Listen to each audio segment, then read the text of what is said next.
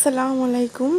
আজ আপনাদের সাথে শেয়ার করব সরিষা ইলিশের রেসিপিটি তৈরি করার জন্য সর্বপ্রথম আমি একটি প্যানে কিছু পেঁয়াজ কুচো ও তেল দিয়ে পেঁয়াজটাকে ভালোভাবে ভেজে নেব। পেঁয়াজটা ভাজা হয়ে গেলে আমি এর মধ্যে 1 চামচ আদা বাটা, রসুন বাটা ও 2 চামচ সরিষা বাটা দিয়ে দেব। সরিষা বাটাটা হালকা ভাজা হয়ে আসলে এর মধ্যে 1 কাপ পানি অ্যাড করে দেব। এরপর একে একে হলুদের গুঁড়ি, ধনিয়ার গুঁড়ি, লবণ দিয়ে ভালোভাবে মশলাটাকে কষিয়ে নেব।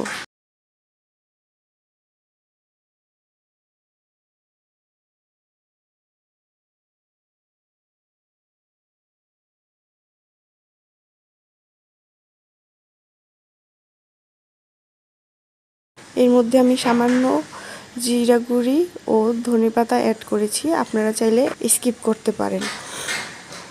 মশলাগুলো কষানো হয়ে আসলে এর মধ্যে আমি একে একে ধুয়ে রাখা ইলিশ মাছগুলো দিয়ে দিব।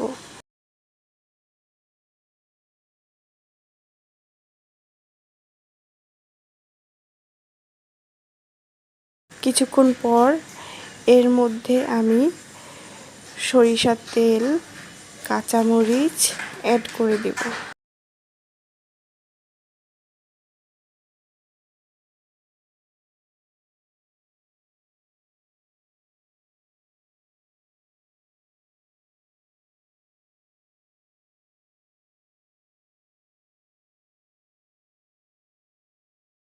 মাছগুলোকে উল্টিয়ে দেব।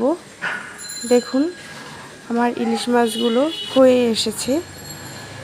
এই পর্যায়ে আমি একটি বাটিতে ইলিশ মাছগুলোকে পরিবেশন করে নেব। খুব সহজেই তৈরি হয়ে গেল আমাদের সবার পছন্দের সরিষা ইলিশের রেসিপিটি। আপনারা ঘরে বসে সহজেই এই রেসিপিটি তৈরি করে নিতে পারেন।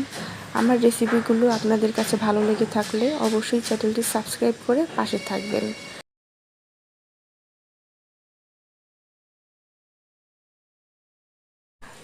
আবারও দেখা হবে নতুন কোনো ভিডিওতে, নতুন কোনো রেসিপি নিয়ে। আজ এই পর্যন্তই। আল্লাহ হাফেজ।